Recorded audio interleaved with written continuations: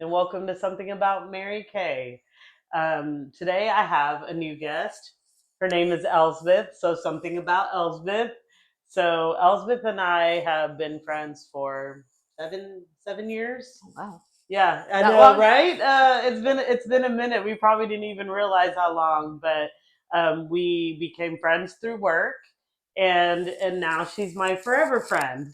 So we get to see each other, occasionally. It's tough because of Elspeth still has young kids, so very drastic in our and where we are in our life. But I think we our common place is definitely woman empowerment, female bonding, girl talk. I always talk about in this podcast being a badass bitch. Elspeth is a badass bitch, I try to be. and she's taught me a lot too. Although we're not the same age, and but I do think that she teaches me something all the time. Even if you could have heard the conversation right before, where she's teaching me something new then too. So anyway, enough. I'm glad you're back. So please follow, like, share, and let's get into it. So, Elspeth, tell them a little bit about yourself. Yep, Elsbeth Martinez. By trade, I am a product marketing. I guess I've been in the product marketing world for a while. But just personally, I'm a 40-year-old mom of two, I've got young kids. I grew up in a border town. I'm originally from Van Horn, Texas, which really kind of colors not only my being, but also just my, I guess, leadership style and also just like my outlook on life. So yeah, I'm a first generation Latina in tech, and I wear that badge proudly. And what brought you to tech? To be honest, I'll be really honest that I always like to say that I graduated from the School of Hard Knocks first. Um, I put myself through school, working a lot of shitty jobs, like I think a lot of first generation and people of color do to just get their degree. And so it took me like 10 years to graduate. Um, but interestingly enough, I knew I wanted to work in a corporate setting. I think for first generation students, a lot of the interesting thing is that you want stability. You want healthcare. Yeah. You want to not live paycheck to paycheck like your parents did, or having to like just survive. Mm. So, I am a elder millennial. So my dad is, born in Mexico and later on got his residency. So like, I feel like how I got into tech was almost kind of a mistake. I got a marketing degree and then just did like general marketing, but somebody took a chance on me. I think one of my superpowers is really kind of being able to put into layman terms very difficult or very technical specs. Yeah. And I think somebody saw that in me, that I was able to kind of like translate that. And I think that's not only due to the fact that like I physically have to translate sometimes for family members, Yeah. Spanish to English type of thing, but I also think like um not being in the corporate world, having to be able to take those technical terms and put it for end users is, I think, where like I have this like superpower, this connection vibe. Yeah. But somebody took a chance on me, and I got my first product marketing job, and they kind of just taught me the ropes. And from there, I've been doing it for about 15 years. Um, so yeah, I'm not an expert by any means. I'm a lifelong learner, so uh, I feel like I can always say that I'm always learning and I'm never done learning. So I think that that's also one of the things that I like really hold steadfast in. What when you went to college, what was that like for your family being the first? Because you were the first in your Well, so my dad is a college graduate. Okay. So he did it first. he did it first. Okay. I think the one thing is that like even though he did it first, I feel like he's the silent type. So he's not going to tell me what his experience. To this day, I probably still don't know exactly what his experience was. And it was totally different from mine because he was married. He was taking me to classes with him. So like And you remember that? I don't remember that. Oh, okay. But he tells me all the time that like he would have, if they didn't have childcare, he would have to like take me to classes with him. Or I mean, he was working like 3 or 4 jobs. So it's kind of like one of So those. super dedicated. Yeah, 100%. And I think also like that's kind of one of the reasons where I was like, well, if he can do all of that, I can for sure like get through college. Yeah. I should be, right? So it was interesting enough because I still had to like work 2 or 3 jobs to put myself through college. But I think also at the same time, like, I had a pretty traumatic like situation with a best friend who had a domestic violence situation and she was murdered. Mm. And that kind of derailed like my idea of like a college experience because I had to really kind of grow up pretty quickly and like didn't really have all the tools necessary to kind of get through that kind of season in life with like grief and understanding what was going How on. old were you? I was 20. That's a lot. No, yeah, it's a lot. And she had a kid. She had just had a kid. So, like, I felt really guilty. I was the last person to see her alive and, like, all sorts of stuff. So I felt really guilty. I moved in with her mom and helped her take care of the baby because I just felt a lot of guilt. Yep. But I think it took me a long time to, like, kind of deal with that as a young person. Um, and I think that kind of, I don't know, I felt like there was a lot of personal, I was in the season of just trying to understand like who I am and how I deal with trauma and how I didn't really deal with it. But yeah, it took me a good 10 years to graduate college, but I had a lot of life happen during that. And to be Yeah. quite honest, I don't think that I would ever have it any other way. Yeah. Like all of those opportunities were learning lessons. Well, they say the best lesson is when you've hit rock bottom or you've had something incredibly tragic like that happen. It's how you bounce back from that. It's the lessons learned that you get from that experience. I mean, I've never had anything like that. That's super traumatic, but I will tell you that every failure that I've had has been opened a new door. Yeah, 100%. And I Failure think, that I didn't even, sometimes it was okay. Let me clarify on failure. Failure to me is where it's just something happens. You get laid off or you make a bad decision that has huge impact to yourself. And look, I've made of plenty of bad decisions.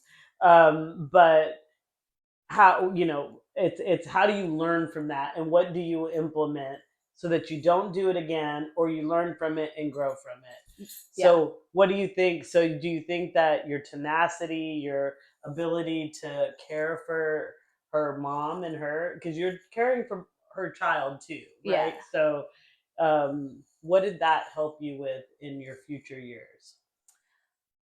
I think empathy is one of the biggest things that I learned during that time. Um, I think I had a lot of empathy for, her daughter, for her mom. Um, but I think the biggest lesson that I also learned was that I was kind of stuck in this like revolving door of grief. And again, kudos to medication and therapy because I don't think that I could have ever made it out of there without that. Yep. And I did stay in it for a long time. But I do feel like what I did learn was not only empathy for other people and their stories and things that they've been through, but I do feel like I did have this extra layer of tenacity added to like my, I guess, notch, right? Like I knew I I was working like crazy jobs at like a buy here pay here car dealership, and like I'll tell you like a full circle story about that later. But what's really interesting is that like I just kind of thought that was going to be my life, right? Like I was never going to finish school. Yeah. I was just going to work at this buy here pay here forever, like everybody that was there. And the GM, like I was taking classes here or there, whatever I could afford. And he goes, I don't even know why you're taking classes anymore. He goes, you're going to be a lifer. Ooh. And so I think from that end, like I knew I was like, I can't let him be right. Yeah, Like, yeah, I can't let him be right. no, But I no. also, I know myself enough to know that like he lit a fire under my butt Yep. to like finish. So I did 20 hours in one semester and I graduated. Wow. Yeah. So Power to you, girl. all that to say that like sometimes you just need that extra push to get you out of that. And so yeah, it was a shitty thing to say to somebody, but I also feel like it gave me a little fire under my ass to like you're not right.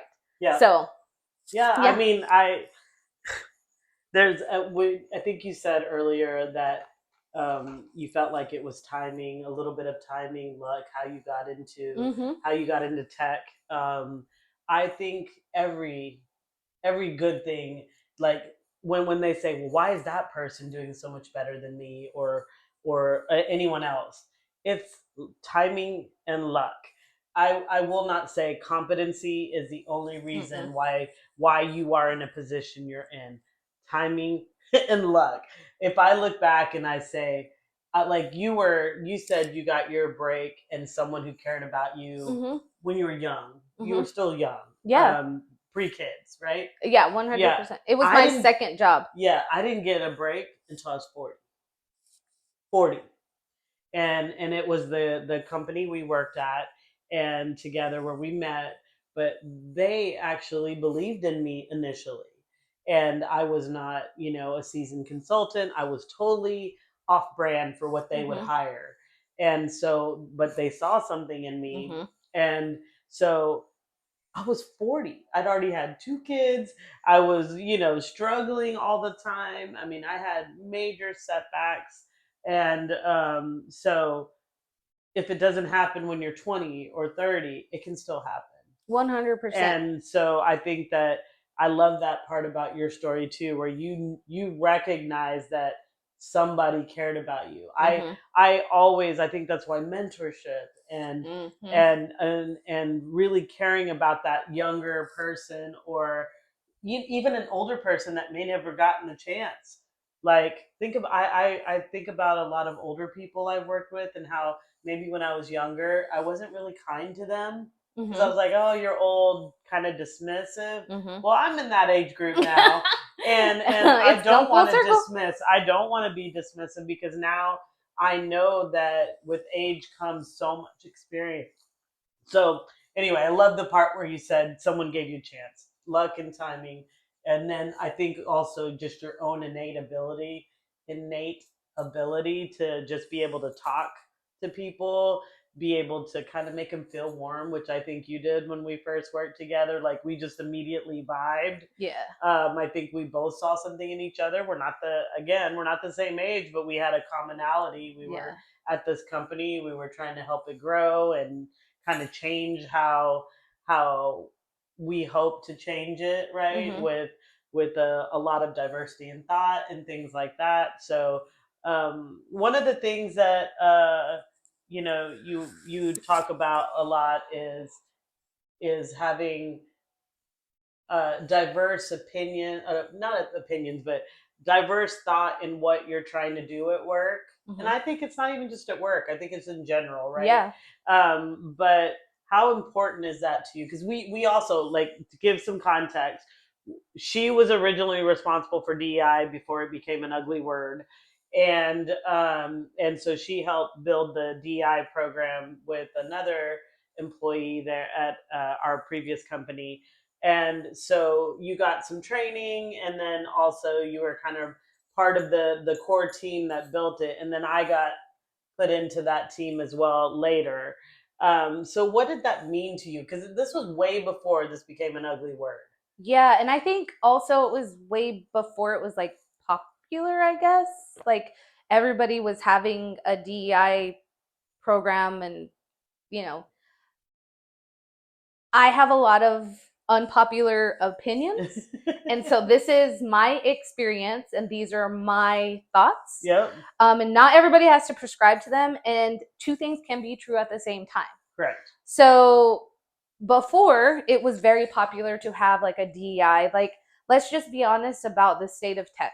There are not a lot of women's and there are not a lot of there are not a lot of women. There are Mhm. not a lot of women, Yep. and there are not a lot of POC Yep. and Wait, define POC. people of color. Yep. Um, and I think that in order to have a truly innovative culture and just better products, you need to have a diversity of thought. Yep. And I don't necessarily even think that it needs to be, race, gender. Like that is not, it is a big part of it, but I also feel like it is diversity of backgrounds, diversity of experience. Yep. That is what really like colors the way that you build products, the way that you build solutions, anything. Yep. Because I think that we all pick up on different things and we can build better products for a diverse group in the market. Because I just feel like Or people, in general, or in right? general, yeah, yeah. Like if you want to sell, that's ultimately what we do. We sell services, right? Yeah.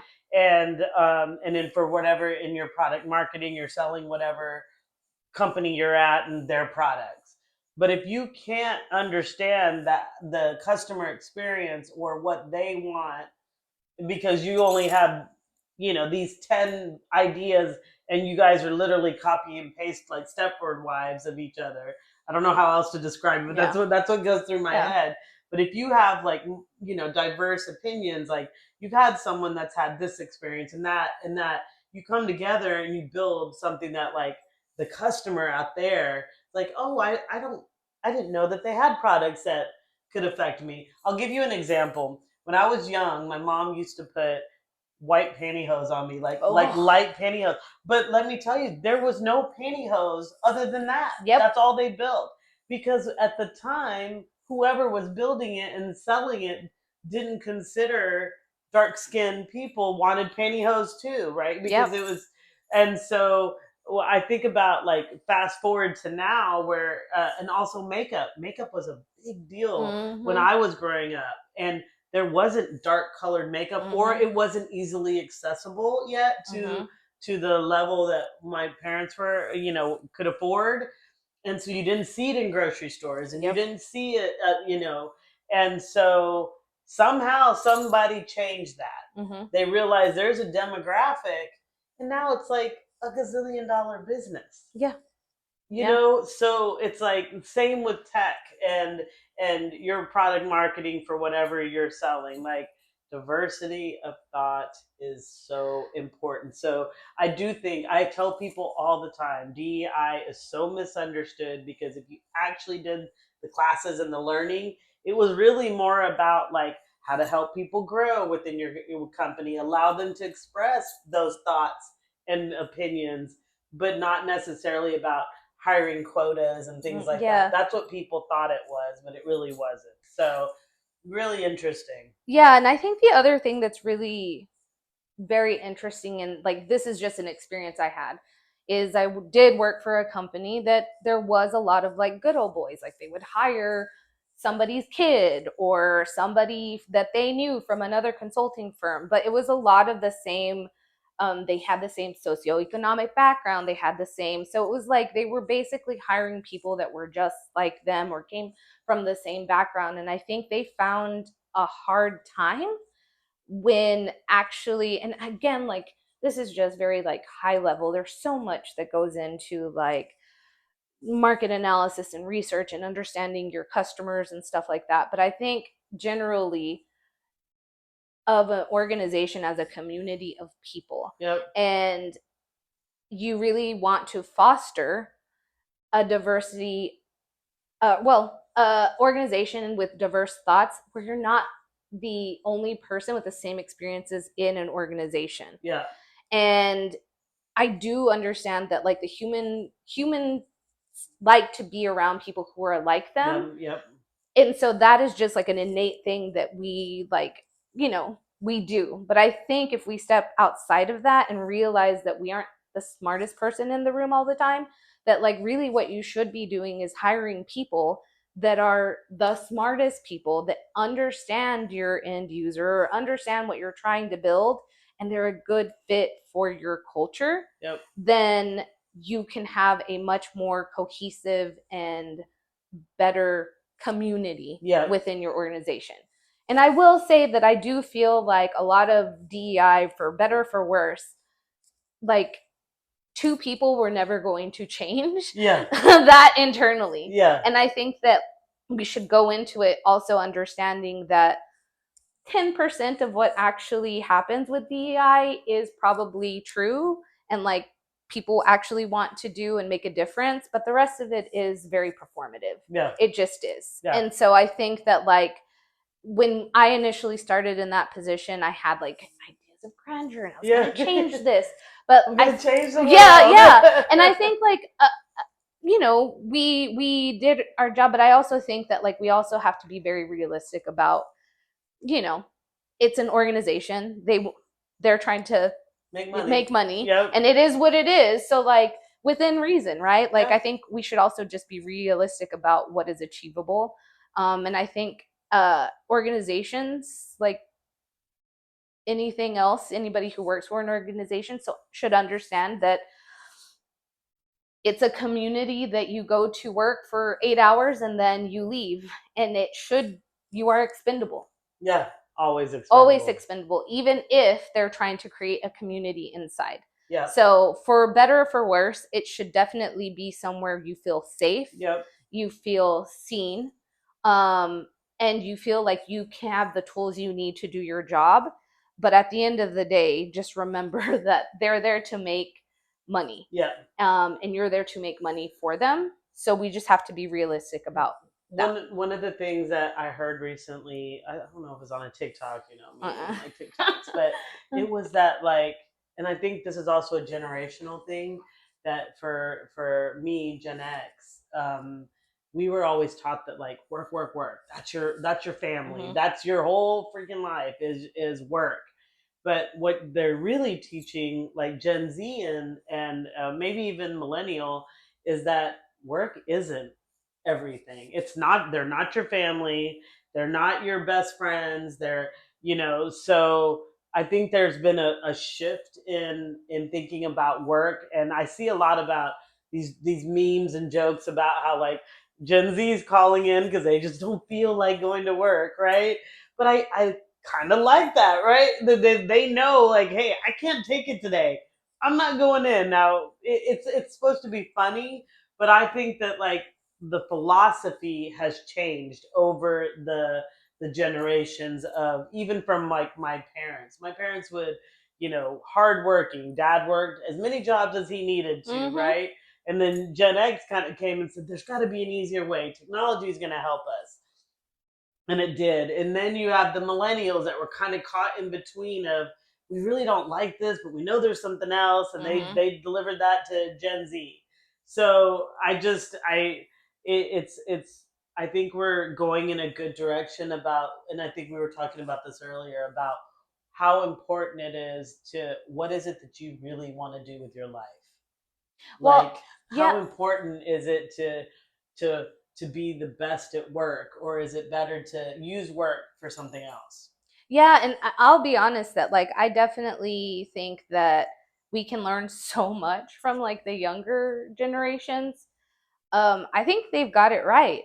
Like I think that early on, you know, we were kind of sold this promise of, you know, if you work really hard, you're going to succeed. Yeah. And you've got to go to school and then you're going to get hired. But I think all of the things that like the younger generations have been through with COVID and all of the craziness, that they've kind of seen through all that. Yeah. And they are like, this is this, yeah, I need to make a paycheck. I may not ever be able to buy a home. I may not ever be able to have children, but at the end of the day, you've got to feed yourself. But I think they've got it right. Like there's so much more to a person's identity in life than just working. Their title or Yeah. And so it's interesting because I come from a family of immigrants where stability was super important. And like I've kind of had to reframe my thoughts on like working for an organization, seeking that stability with healthcare and a salary and all of these things, and kind of had to put some boundaries on like, I'm not available 24/7. I'm Yeah. not available on the weekends. Um, but I've also had to kind of retrain my thought to be like, I am so much more than a title and a job. Yeah. That I have so many things outside of that that I want to be a part of and involved in.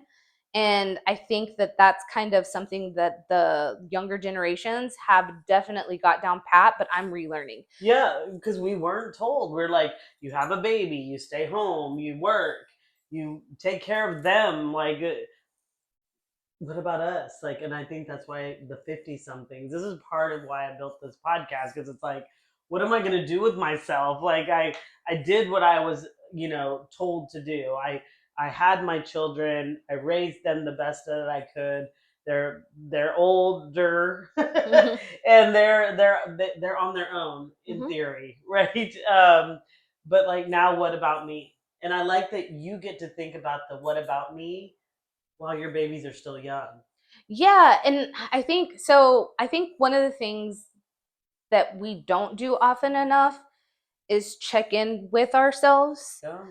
because like, and again, therapy has helped and medication has helped me kind of understand that like, um I feel like my family was always in survival mode. Yeah. They were always trying to pay the next bill or not get the lights turned off or send us to camp somewhere. And so they never had an opportunity to really check in with themselves and say like, what season am I in? Yeah. And I think that's something that like in hindsight is like, I've had multiple, like plenty of years, 40 years for me to kind of get to this point where like I realize that in every season of life there are so many changes and there's so many things that I can learn from. But also like realizing that I'm not going to be the same person in each one of those seasons. Yeah. And it's okay. Yeah. And it's okay. And I think the other thing is like, not a lot of people have the opportunity to check in with themselves. So I do love that like you're kind of saying like, I'm having these conversations with other people in different seasons of life, different opportunities to try and figure out how they're kind of navigating and checking in with themselves and Yeah. their stories. And so in turn, you're kind of using their personal narrative to better understand yourself. Yeah, And you're it really learning. does. It yeah, yeah. Because all every woman that I know, and some men, but mostly females for me have been, I have strong female friendships, I feel like, Mm-hmm. and I love them all, and I try to foster them as best as I can. But you guys are badass. Like every I think about now your experience with raising your young kids, Oh, yeah. and I'm like, how did I do it? Like, and so watching you guys navigate raising young children feels so different from when I did, because I didn't get to enjoy it. I really didn't. Like, I didn't get to enjoy raising my kids because it was, everything was frantic. It was taking them to baseballs or sports, or taking them here, taking them there, doing this, doing that. But I never got to appreciate them when they were Mm-hmm. young. And I hope that the therapy and all this self reflection that you have realized is going to enable you to be a better, just a better person for yourself, Mm-hmm. which then goes to your kiddos Yeah, and your 100%. husband and the people around you, and it just it's infectious. So I'm super proud. So I, hey, therapy, you're gonna see in a previous episode, therapy's huge, Mm-hmm. and I think you're gonna see that as you get older, that you know that you need people to talk to, and even if it's not an actual therapist, you need good friends to be able to just really be express what you need to express, so that you can be the best person for those that you love. And even at work, like, there's people that are affected by the things that you do. Mm-hmm. So in closing, what would you like to say? No, I think it's just maybe in closing, just check have the ability to check in with yourself and really kind of understand what your superpowers are. Yeah. And that like your backstory is more important than you know. And it is so important that people of color and women kind of make their feel safe to have a conversation at organizations that they're at. Um, because your voice really does make a difference, even if you're internally saying, like, oh my gosh, I don't know if I should say this. You should say the quiet thing out loud, even if it isn't the easiest thing to do. So, I love that. I mean, I probably gotten more in trouble by always saying the things out loud, and I'm okay with it.